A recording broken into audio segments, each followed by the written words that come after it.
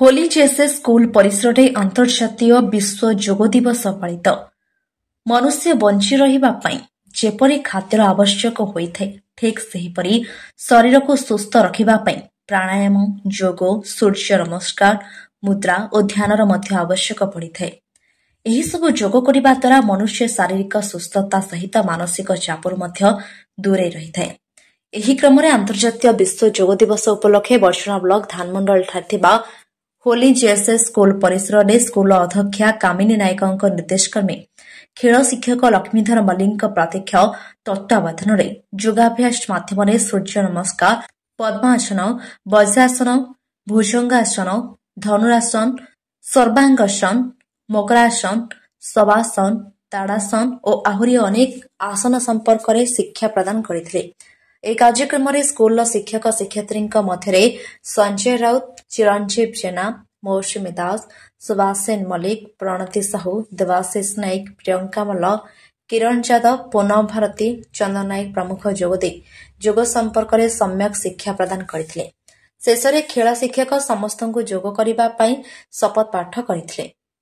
Jajpur Rajshree Sahu report चक्रव्यूह news. भल लगिला योगा दिवस पालन करी आम विद्यालय दुखर कथा मैडम जहाँ कहले पिला माने एटलिस्ट आम बेसी खुशी होता किंतु आम ये आज 15 ରୁ 20 प्रकार योगा शिखेलु बहुत भल लगिला समस्ते भी अल्प बहुत पालन कले शिखिले आ समस्ते घरे प्रैक्टिस करेंगे निरोग रही यहाँ मोर योग आज अभ्यास करा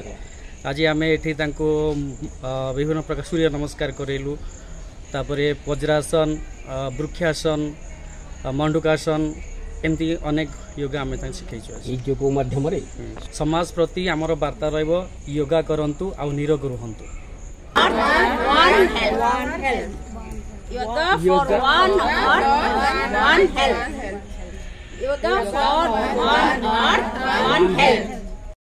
अध्यक्ष होली जीसस स्कूल धानमंडल एक्चुअली आज बहुत बड़ दुखर कथा जे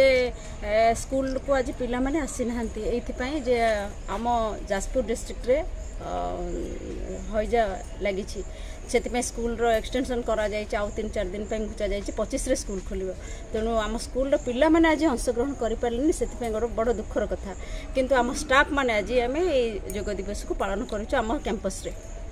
रोगरु निश्चिंत भाव में योग हूँ एकांत आवश्यक रोगरू मुक्ति पाइबा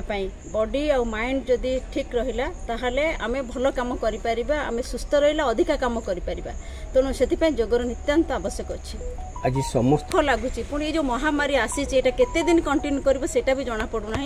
तो यहाँ दुख लगुच 25 रे खोलिबा को अच्छी 25 रे खोला जाउची कि नहीं ताहा भी संभावना कम अच्छी तो दुख लगुच निश्चिंत भाव।